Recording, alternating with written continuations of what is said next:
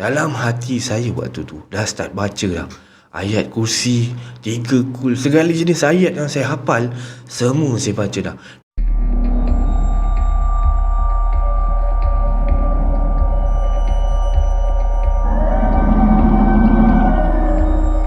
Assalamualaikum warahmatullahi wabarakatuh kepada anda semua. Selamat datang ke channel Kisah Setara Malaysia. Dan semua kisah-kisah yang saya akan ceritakan kat sini pada hari ini anggaplah satu hiburan saja. Tak ada kena-mena dengan yang hidup ataupun yang dah pun meninggal dunia. Jadi, marilah kita sama-sama berdoa kepada Allah Subhanahu Wa Taala. Semoga Allah panjangkan umur, murahkan rezeki, berikan kesihatan yang baik untuk kita semua dan permudahkan segala urusan kita di dunia dan di akhirat. Dan tak lupa juga untuk mak ayah kita, semoga Allah memberikan syurga buat mak ayah kita. Amin amin ya rabbal alamin. Jadi tanpa membuang masa lagi, untuk kali ini KSM nak bawakan satu cerita ataupun beberapa cerita daripada kisah memancing. Sebab ada request daripada pendengar-pendengar KSM ni kan. So kita akan ceritakan tentang kisah seram memancing lah. Jadi tanpa membuang masa, marilah kita terus ke video yang pertama dengan lafaz Bismillahirrahmanirrahim. Mari kita mulakan.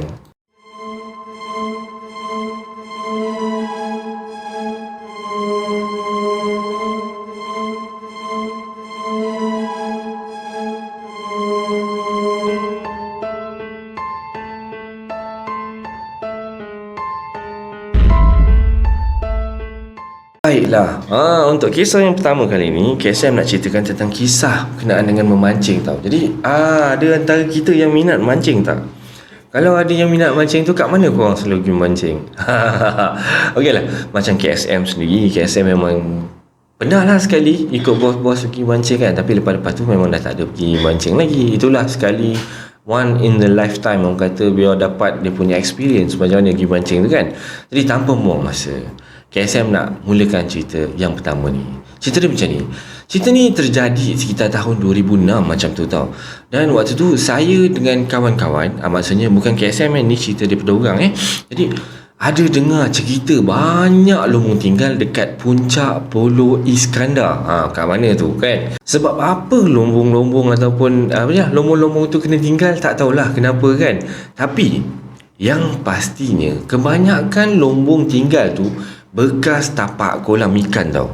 Jadi kolam ikan ni yang jenis yang Cina beli ikan tu, dan kebiasaannya kalau tempat-tempat macam tu, bekas kolam ikan macam tu, confirm lah banyak ikan kan.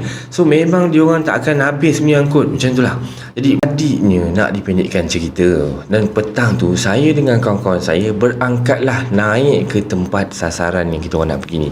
Jadi perjalanan tu kan mengambil masa lebih kurang dalam macam 30 minit lah gitu, nak sampai ke atas tu lah, nak sampai ke puncak.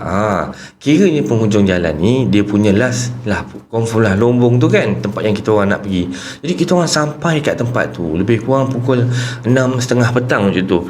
Dan waktu tu saya pun terus cari parking, dan parking lah tempat yang baik-baik. Saya dah siap-siap pusingkan kereta tu, orang kata nak balik nanti senang. Terus parking, kepala tu nak turun ke bawah lah macam tu. Jadi sampai je, terus semua dah ambil pot mancing lah. Masing-masing dah orang kata excited nak mancing kan. Ambil pot sebab tahu ini adalah lombong yang orang katanya banyak ikan yang besar-besar kat situ. Dia orang katalah kan. Jadi lebih kurang dalam 15 minit macam tu kita orang menunggu kan. Orang kata sambil-sambil mancing kan, menunggu kan. Joran kawan saya seorang ni dah kena sambar dah. Fak! Orang kata, dia punya steam dia orang kata lah kan. Yang mancing lah. Naiklah seekor ikan jelawat. Lebih kurang besar dia tu, ataupun berat dia tu 3 kilo macam tu tau. Wow! Sangat-sangat lumayan Tunggu tak sampai 15 minit dah dapat habuan dah. Alhamdulillah kan.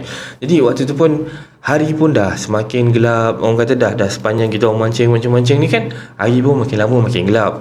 Dan waktu tu dah orang kata kalau tengok kaki langit tu dah ada remang-remang senja, orang kata. Cahaya pun dah macam oren gitu kan. Jadi dua orang kawan saya ni dia orang dah siap dah. pasang-pasang, orang kata prepare lah, pasang unggun api lah, orang kata nak biar terang sikit kat situ kan, kat kawasan memancing tu. Kat situ lah kan, walaupun belum gelap lagi time tu, tapi takkanlah tunggu dah gelap baru nak pasang unggun api kan. Jadi memang dah prepare dulu, siap-siap pasang unggun api apa semua. Saya pula duduk dekat pancing, orang kata sambil sembang-sembang dengan kawan saya yang duduk kat sebelah tu.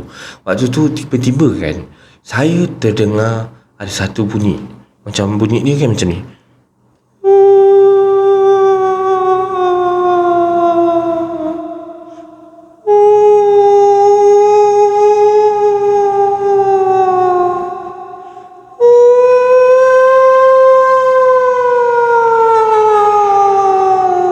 Sangat-sangat mencurigakan tau. Apa benda bunyi tu kan. Jadi kawan saya kat sebelah tu tak perasan kot bunyi tu, sebab dia asyik bercakap je kan. Dia macam tak kisah langsung bunyi tu. Pasal orang kata dia bebel pasal umpan dia tak kena makan dengan ikan kan. Jadinya saya ni yang seorang dengar benda tu, saya cuba amati bunyi tu betul-betul tau. Dan bunyi tu masih lagi berlanjutan tau, masih bunyi lagi. Dan waktu tu hati saya dah mula rasa macam tak sedap hati dah. Tapi waktu tu saya cubalah act cool, macam relax, macam tak ada apa-apa. Relax dulu, orang kata jangan tegur, jangan apalah. Saya dah tak pandang pancing lah time tu.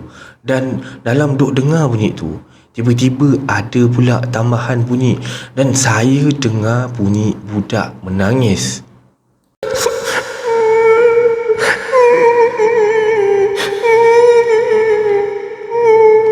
Itulah agaknya bunyi budak menangis, sebab abang tak pandai sangat kan, abang cuba je kan. Alright. Jadi waktu tu saya dah aduh, ni dah lebih dah ni kan. Dalam hati saya waktu tu dah start baca dah ayat kursi, 3 kul, segala jenis ayat yang saya hafal semua saya baca dah. Dan bunyi tu masih lagi berlanjutan tau. Dan tiba-tiba kawan saya yang seorang lagi ni datang ke tempat saya. Tiba-tiba dia duduk tu kat sebelah saya tau. Dia tanya, dia perasan ada orang memancing tau. Dekat, awak perasan tak kat depan tu ada orang memancing kat kolam sebelah, ataupun seberang kolam macam tu kata dia. Tapi bila tengok balik, dah tak ada dah, macam tak ada apa-apa lah kan. So masa kawan saya cerita ni pasal apa yang dia nampak, bunyi yang tadi yang saya dengar tu berselang-seli dengan budak ataupun bunyi tangisan tu makin lama makin kuat tau. Dan waktu tu saya dah hati, ni confirm Cik Ponti ni kan. Alamak kan, ni dah tak boleh jadi ni. Waktu tu saya terus bangun tau dan ajak, jom kita belah lah kan. Tempat ni dah lain macam, aku rasa macam tak apa-apa syok lah kan, kata dia macam tu kan. Dan 2 orang kawan saya ni pun yang tengah pasang unggun api ni tadi tak nak balik pula, kata dia pasal baru je sampai kan. Gila ke apa tak nak balik awal-awal.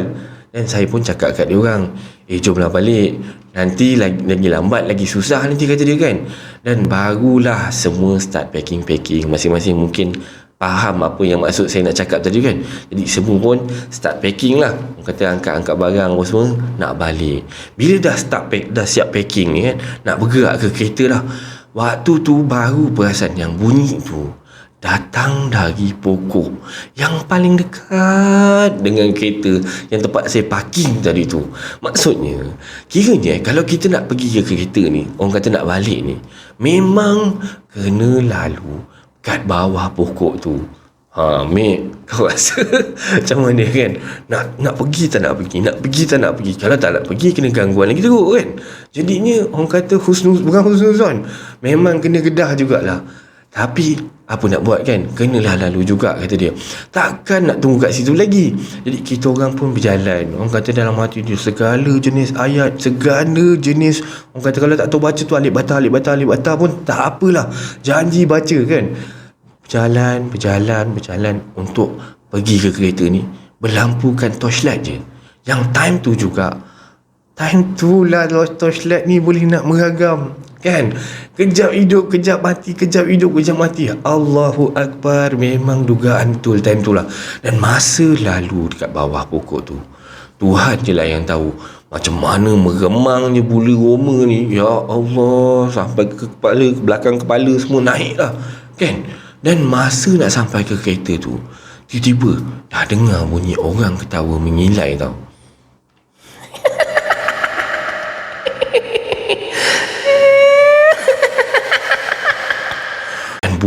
mengilai ni, ketawa ni, bergema babe. Ya Allah, memang macam sound effect tu. Allahu Akbar, kita orang semua. Apa lagi, kita orang semua lompat masuk dalam kereta time tu. Dari saya try start kereta, Alhamdulillah. Taklah macam dalam filem seram kan, start tak boleh, start tak boleh, genting ni kan. Alhamdulillah, memang start boleh terus sekali je lah kan. Terus masuk gear 1 dan terus jalan. Tak tengok belakang dah time tu. Memang takut gila, memang seram gila waktu tu kan. Tapi kan, ingatkan waktu tu gangguan dah habis tau. Jadi kita orang pun jalan lah. Masa kita orang turun daripada puncak bukit tu kan, ada dua kejadian aneh kata dia. Dan masa turun daripada bukit tu, memang keadaan sangat-sangat gelap tau. Semuanya hanya berpandukan pada lampu kereta yang ada kat depan ni, kan. Tapi tiba-tiba ada sebiji motor yang datang daripada entah mana, daripada belakang. Itu bunyi motor apa kan? Bunyi power. Ini bunyi motor EX5 lah agaknya kan. Potong daripada belakang. Potong. Jadi ni waktu tu kan, tak pasang lampu pun masa dia turun bukit tu kan. Jadi kita orang ni macam kan. Jadi, dan lagi sekali bila kita jalan pelan-pelan turun ke bawah ni lah, dan berhati-hati sebab jalan pun gelap waktu tu. Kita orang bertumbung dengan satu teksi tau. Dan teksi ni pula menuju ke puncak bukit tadi. Nak buat apa kat situ kan? Padahal bukan ada orang pun kat atas tu. Dan kawan saya tu tanya, pasal teksi tu lah. Dah kenapa? Macam saya cakap tadi lah, kenapa dia naik atas tu kan? Dan saya pun cakap, kau jangan tegur biarkan je lah. Kau tak payah nak tegur-tegur. Time-time macam ni kan, benda-benda macam ni, orang kata kalau nampak ataupun kalau kena, jangan tegur, biarkan je. Jadi masa berselisih dengan teksi tu lah, saya ada menjeling tengok teksi tu. Apa yang ada dalam teksi tu waktu tu? Tiba-tiba apa yang saya nampak, memang saya menyesal sangat. Orang kata nak jadi CSI atau sibuk-sibuk tu. Saya tengok dalam teksi tu tak ada driver. Teksi tu bergerak macam tu je. Allahu Akbar. Memang menyesal betul pandang waktu tu. Dan nasib baik tak ada apa-apa pun yang jadi pada malam tu. Alhamdulillah. Dan akhirnya kami semua sampai juga ke jalan besar dan terus menuju kita orang ni ke rumah kawan-kawan lah dekat area Ampang. Dan kawan saya ni duduk berjiran dengan seorang Cina tau. Ataupun jiran dia ni seorang Cina. Dan rumah Cina ni ada anjing. Kan biasalah orang Cina dia bela anjing tu biasa kan, sebagai nak menjaga rumah macam tu kan, sebagai haiwan peliharaan macam tu. Dan masa saya parking kereta waktu tu, anjing tu tak duduk diam tau. Asyik melalak kong kat depan rumah kan. Macam tu lah kan dekat depan rumah. Aduh ada yang mengikut balik lah rasanya macam ni kan. Jadi kita orang semua bergegas lah masuk ke dalam rumah. Semua sebelum masuk tu kita of course lah baca doa apa semua. Ada seorang ni memang pandai sikit baca doa kan. Dia bacalah doa, baca ayat kursi semua sebelum masuk. Dia tiup-tiup sikit baru masuk. Dan masuk dalam, semua mandi siap-siap kan, sembahyang semua, adalah mengaji lebih kurang. Barulah anjing dekat luar tadi diam. Dan Alhamdulillah, memanglah kita tak ada kena gangguan yang teruk-teruk sangat.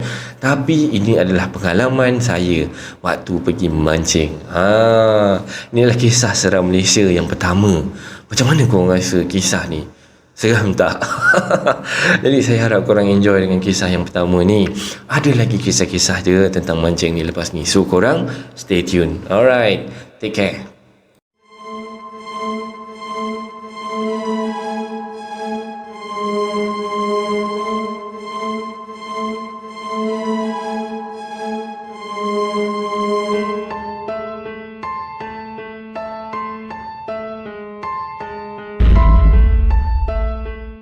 Okey, untuk kisah yang kedua ni, KSM nak bawakan kisah seram memancing. Katanya dia pergi mancing dekat Empangan Semenyih.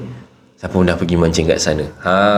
Jadi KSM memang pernah rasanya pergi ke Semenyih ni, tapi Empangan Semenyih ni tak pernah jumpa lah kat mana kan.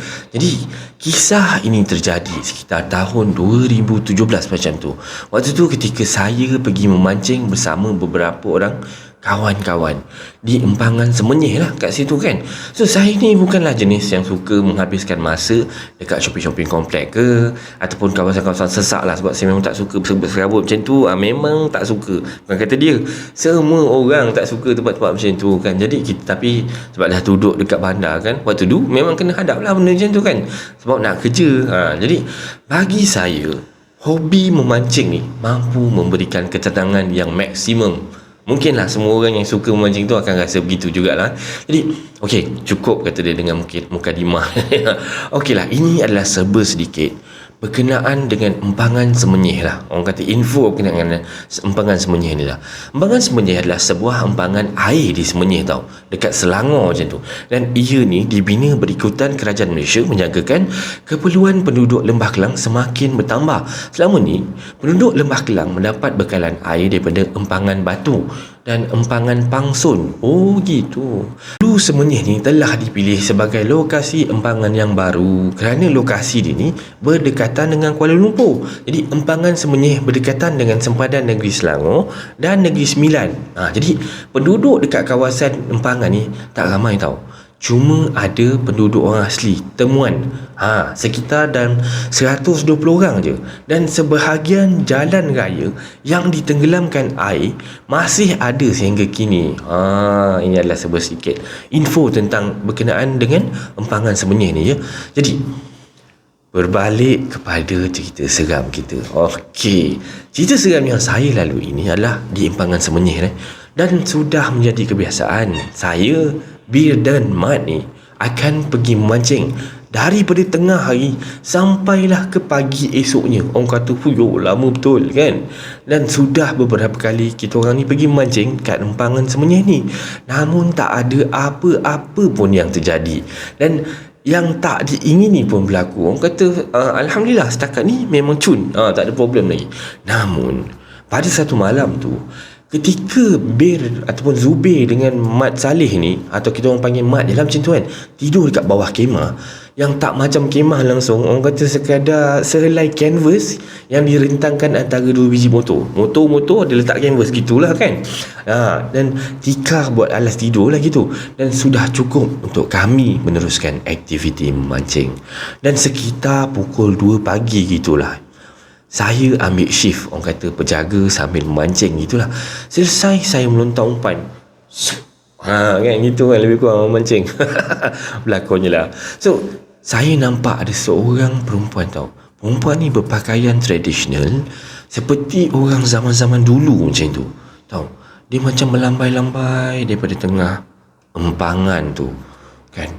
Mata saya waktu tu, saya terpaku tu, saya pandang je. Dan macam kena pukau macam tu tau. Dia kerana cahaya dekat keliling tubuh perempuan tu, dan macam cantik lah, macam keliling perempuan tu ada cahaya-cahaya. Kalau dia lambai nampak macam ada purple-purple lagi tu lah konon-konon agaknya kan. Tapi waktu tu saya masih waras lagi. Orang kata bukanlah saya ni berimajinasi ke macam mana. Jadi tanpa berfikir panjang, saya pun terus ubah posisi saya daripada orang sebelah kanan pergi ke sebelah kiri pula. Orang kata tukarlah biar tak nampak perempuan tu kan, untuk meneruskan aktiviti pemancingan saya ni lah. Allahu Akbar, kata dia. Astaghfirullahalazim. Perempuan yang ada dekat tengah-tengah empangan tadi tu tiba-tiba ada dekat gigi air tebing sebelah kiri. Memang betul-betul dekat depan saya waktu tu. Memang tak mengucap kan. Berpakaian sama tradisional dan sejurus itu juga. Saya dengar tau, macam ada lagu orang dulu-dulu berkumandang. Orang zaman-zaman dulu lagu Rindam Seloka macam tu kan. Abang tak tahu nak nyanyi lagu orang zaman dulu macam mana kan. Jadi kita teruskan dengan cerita kan. Fikir logik lah. Sekarang ni pukul 2 pagi tau waktu tu. Dan siapalah pula nak pasang lagu dekat situ tau. Tak semena-mena bulu roma saya waktu tu terus menegak babe. Kembang dah rasa kepala ni.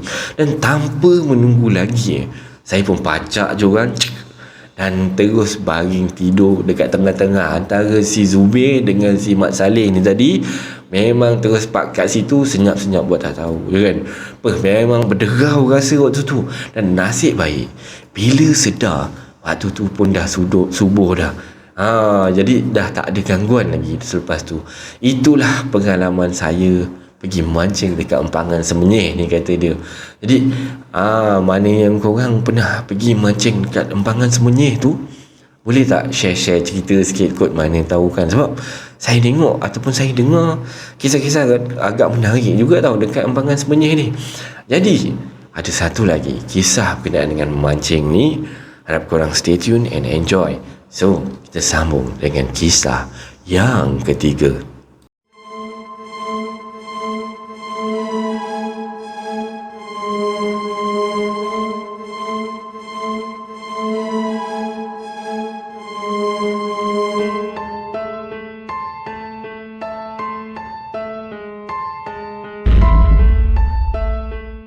Kisah yang ketiga ni adalah pengalaman ketika memancing. Masih lagi kita memancing lagi. Okey.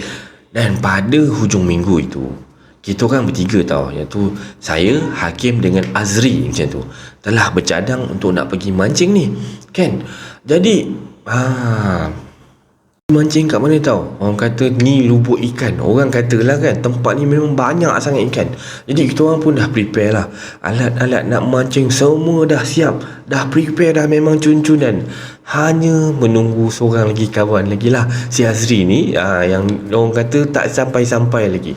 Jadi dalam jam 3 tu, kita orang telah pun bersepakat tau, orang kata nak bergerak sama-sama.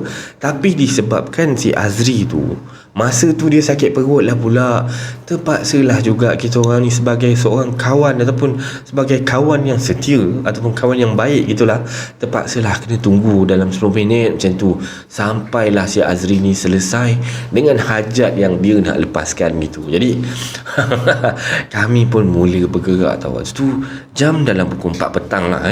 Disebabkan ada hal sedikit yang Azri buat selepas buang hajat tadi tu, so memanglah agak terlewat sikit pergerakannya. Dalam perjalanan tu, saya bertanya pada si Azri dengan Hakim tau, kita dah lambat ni, apa kata kita pergi esok je lah. Kita gerak pergi mancing esok pagi pun cun juga kan, kalau sekarang ni macam dah lambat sangat lah. Dan Hakim dengan Azri pun terus menjawab soalan yang saya soalkan ni tadi. Kata dia, alah kau ni Wan, dah halang-halang menyelup perkasam kan, biarlah sampai ke pangkai lengan kan, kata dia. Dah halang-halang mandi tu biar sampai basah, kata si Hakim.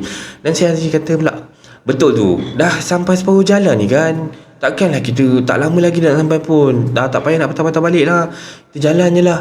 Jadi bila dengarkan kawan-kawan saya yang berkata begitu, saya ni hanya mampu berdiam diri je lah, sebab 2 orang lawan 1 mestilah kalah kan. So tiba-tiba tengah bawa kereta kan, tiba-tiba bunyi bang, bunyi macam tu, bunyi tu daripada bawah kenderaan tau. Kedengaran macam kuat sangat tau. Jadi waktu tu saya pun terus berhentikan kereta dan parking kereta dekat bahu jalan lah. Sebab waktu tu tengah kita orang lepas selekor tau, jadi nak berhenti terlepas selekor tu macam bahaya sikit. Jadi saya pergi depan sikit agak jauh, baru saya berhentikan kenderaan. Sebab takutlah kalau ada kenderaan lain daripada belakang, dia keluar selekor, tiba-tiba nampak kereta kita, kalau dah kena langgar, tak apa satu. Kalau kena dengan kita sekali, apa pun tak boleh kan. So saya pun berhenti jauh sikit lah, cari jalan yang lurus, baru saya berhenti. Jadi Hakim dengan Azri waktu tu pun bertanya pada saya lah, Wan, apa tu Wan? Dan saya pun menjawab, tak tahulah apa benda tu Wan. Sebab waktu tu saya pun sendiri tak tahu bunyi apa tu. Kita orang bertiga waktu tu pun turun daripada kereta dan cubalah tengok apa yang ada dekat bawah kereta ataupun apa yang kita orang langgar ni. Jadi bila dah cek-cek, tak ada apa-apa kerosakan pun, alhamdulillah lah. Maksudnya kita orang pun bolehlah teruskan perjalanan. Tapi bila kita pandang kat jalan belakang, sebab kan tadi belakang tu ada selekor kan, kita langgar tu dekat selekor tu, jadi bila tengok-tengok tak nampak apa-apa pun. Jadi kita orang pun plan, mungkin batu kot, kata si Hakim ni lah. Kalau jomlah kita jalan je lah. Okeylah, kita orang pun terus masuk ke dalam kereta dan meneruskan perjalanan tanpa nak fikirkan apa yang baru kejap tadi terjadi. Dan tidak lama begitu, kami pun sampailah ke destinasi tempat yang kita orang nak pergi ni dalam lebih kurang pukul 5 petang macam tu. Jadi saya pun parkingkan kereta tak jauh lah daripada kawasan yang kita orang nak memancing ni. Tempat dia memang cantik guys, memang nyaman, angin dia memang baik, fresh lah orang kata kan. Iaitu sebuah sungai yang jarang-jarang orang pergi sana tau. Dan memang sangat-sangat bersih tempat tu. Lihatkan sekeliling tempat tu, macam orang jaga, memang macam terjaga, sebab memang bersih tau. Dan saya pun cakap sorang-sorang dalam hati waktu tu, memang luas tempat ni, tapi macam creepy pun ada juga. So itu yang saya cakapkan dalam hati waktu tu lah. Waktu first kita nampak, sebab benda tu, tempat tu memang orang kata cantik tempat dia. Of course lah tempat cantik, tempat orang tak ramai pergi. Tapi bila cantik macam tu, selalunya secara natural mestilah ada orang kata sampah-sampah bersepah, daun-daun berguguran, begitu kan. Tapi tempat ni macam dijaga seolah-olah bersih. Ada orang sapukan, ada orang begitulah cerita dia kan. So kita sambung cerita balik kita orang pun memulakan aktiviti kita orang untuk memancing ni daripada tempat yang berbeza-beza tau. Saya ada kat tengah-tengah tau, dan Hakim sebelah kanan, Azri pula waktu tu ada dekat sebelah kiri tau. Dan jarak kami tak adalah jauh mana. So jarak dalam daripada saya nak pergi ke Hakim dengan nak pergi ke Azri tu lebih kurang dalam 5-6 langkah je. Orang kata taklah jauh sangat. Jadi kita orang rasa seronok sangat tau waktu memancing tu. Dan tanpa disedari, masa sangat mencemburui kita lah. Sebab kita orang gerak tadi pun pukul 4 petang kan. Jadi sampai-sampai pukul dah pukul 5 macam tu kan, 5-6 macam tu. Jadi masa tu sangat-sangat cepat tau. Dan keadaan waktu tu dah semakin gelap, menandakan yang malam pun bakal tiba. Dan perasaan saya ketika tu bercampur baur tau waktu tu. Dengan rasa seronok pun, of course lah seronok tengah memancing kan, tapi dengan rasa ketakutan. Sebab creepy dengan pemikiran saya sendiri tadi. Yang saya sampai sana macam saya rasa macam macam lain macam ni tempat ni, gitulah kan saya rasa kan. Apa tak takutnya, dah lah tempat ni jauh, lepas tu tak ada orang lain selain daripada kami bertiga kat situ tau. So saya pun cubalah ajak Hakim dengan Azri ni untuk segera pulang tau. Sebab satu, waktu tu dah terlalu lewat, dan lagi pula ikan yang kami dapat waktu tu dah cukup dah untuk kita orang bertiga. Nak bawa makan-makan ke, nak bawa bakar-bakar ke kan, dah cukup sangat dah. Asal orang kata dah dapat feeling macam ni dah, Alhamdulillah dah okey ni kan. Tapi si Hakim ni pula minta let lu, kata dia kan, let lu 30 minit lagi lah, kasih aku peluang sikit lah, aku macam tak puas hati lagi ni kan. So sebab dia rasa bersih, orang kata tak puas hati lagi lah dengan orang kata tarikan, orang kata sentapan ikan tu kan. Dia memang bergantung orang kata kalau mancing ni. So dalam waktu menunggu tu, hari dah semakin gelap tau. Jadi masa tu hati saya memang dah kedebus macam-macam bunyi orang kata dalam hati ni kan. Dan macam lagu disco macam tu. Memang tak senang hati dah. Rasa nak balik, orang kata nak balik je lah, lantak lah kau tak nak balik sudah kata kan.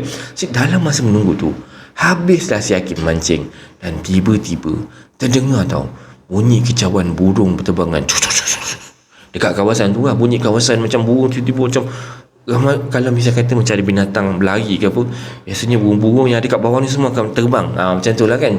Macam kita tengok National Discovery tu, macam tu lah agaknya kan. So mata saya ni berkali-kali melihat kawasan yang penuh dengan pokok-pokok besar kat situ lah. Saya cuba perhati. Apa benda tu tengok, tak ada nampak apa kan. Saya cuba perhati lagi tau, dekat setiap sudut yang ada kat hujung-hujung pokok tu. Sebab masa tu saya dengan Azri memang dah siap dah. Orang kata mancing, tinggal nak gerak balik dah. Dah siap kemas, dah siap apa dah kan. Cuma waktu tu kita orang ni tunggu si Hakim je lah, yang masih lagi belum selesai memancing pokok ni. Dan tiba-tiba terlihatlah dekat hujung pokok yang besar tu ada satu bayangan hitam tau. Bayangan ni seakan-akan berlari macam tu dengan laju sekali, dan berhenti dekat celah-celah pokok tu. Jadi saya macam Astaghfirullahalazim, memang terkejut waktu tu tau. Cuba memerhatikan betul-betul, apakah betul apa yang saya nampak ni, ataupun macam saya ni orang kata halusinasi, bayangan je ke atau macam tu kan. Sebab ketika tu apa yang saya lihat ni dengan kedua biji mata ni terlihat macam benar-benar adalah satu lembaga hitam yang badannya ni memang sangat besar tau. Dekat celah-celah pokok besar pun tampak lagi pokok tu kecil, yang dia ni lagi besar. Dan saya waktu tu berpaling wajah, Astaghfirullahalazim. Memang dah berdoa, beristighfar agar tak ada apa-apa pun yang berlaku. So dengan serta-merta saya pun mengajak Hakim dengan Azri untuk pulang. Jom aku dah macam, saya tak nak cakap tau apa yang saya nampak ke apa waktu tu. Saya just macam merayu tolong aku orang, jom kita gerak sekarang kan. Tak payah stay sini lagi kan.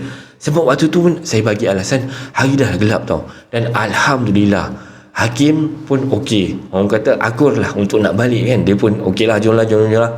Saya pun mengemas semua barang-barang, masukkan ke dalam kereta, dan terus balik ke rumah masing-masing. Orang kata terus kita orang pun bergerak balik lah.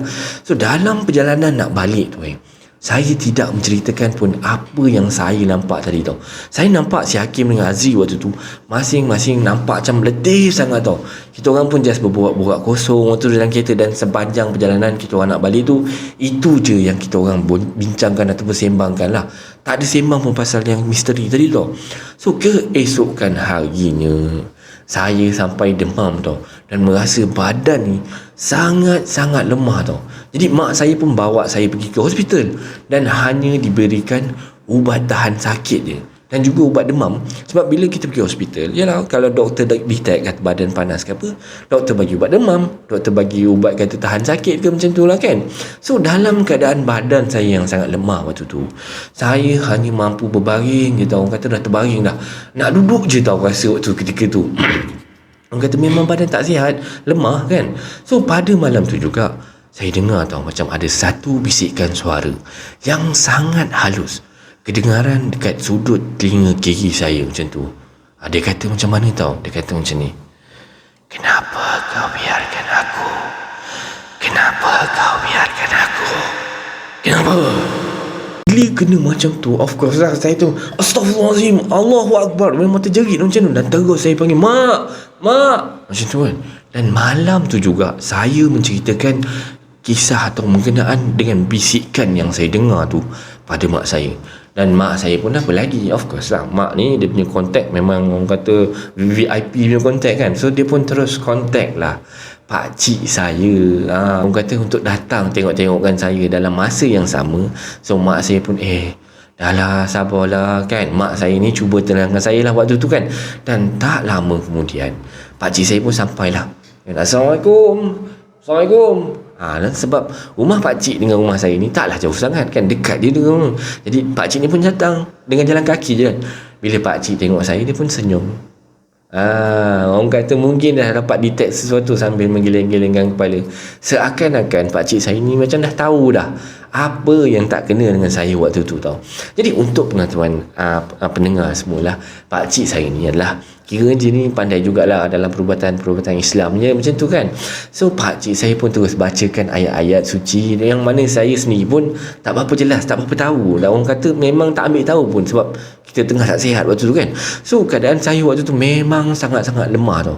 So pakcik saya ni mengatakan yang sebenarnya saya ni terkena teguran daripada makhluk alam sebelah macam tu. Dan selesai sesi mengubat tu, pakcik saya pun memberikan saya segelas air. Of course macam biasa, air untuk minum dan sapu-sapu sikit kat muka kan. Orang kata nak tenangkan saya waktu tu. Dan Alhamdulillah, dalam 2 hari macam tu, saya pun kembali sembuh. Dan suara yang sering kedengaran kat telinga saya tu pun dah pun tak ada, dah tak dengar langsung dah. Mungkin teguran daripada masa kita orang mancing waktu tu kan, ataupun benda yang kita orang langgar tu, yang kita tak pasti apa benda tu kan. Sebab kita orang bertiga pun tak tahu apa yang kita orang dah langgar tau pada masa tu. Dan saya tanya Hakim, saya tanya Azri, adakah ada orang sakit ke, ada apa-apa ke lepas balik mancing tu kan. Dia orang kata tak ada apa-apa, kita orang okey je kan. So Alhamdulillah sangat-sangat dia orang tak ada sakit, tak ada apa-apa, dan tak ada apa-apa yang mengganggu. Jadi semoga kita semua sama-sama dijauhkan daripada gangguan makhluk-makhluk yang menyesatkan dan mengganggu hidup kita. Jadi berakhirlah kisah seram Malaysia untuk kali ini. Korang rasa macam mana? Inilah kisah atas permintaan seorang pendengar ataupun seorang penonton lah kisah seram Malaysia ni. Dia minta, kata dia, bang kita nak minta kisah seram mancing boleh tak? So kita pun buatkanlah untuk awak. Baiklah, so harap korang enjoy dengan kisah seram Malaysia pada kali ini. So sebarang komen, like dan share daripada anda semua amat-amatlah dihargai. Dan terima kasih pada yang dah subscribe di channel ini, dan yang masih belum tu, bantulah saya dengan menekan butang subscribe tu. Setiap subscribe daripada anda semua adalah ibarat satu semangat buat saya untuk terus berkarya, dan bantulah saya untuk membuat banyak video-video yang baik, yang menarik untuk anda semua tonton, insya-Allah. Yang baik itu datang daripada Allah Subhanahu Wa Taala, dan yang buruk tu datang daripada kelemahan diri saya sendiri. Saya akhiri kisah seram Malaysia pada kali ini dengan lafaz Assalamualaikum warahmatullahi wabarakatuh.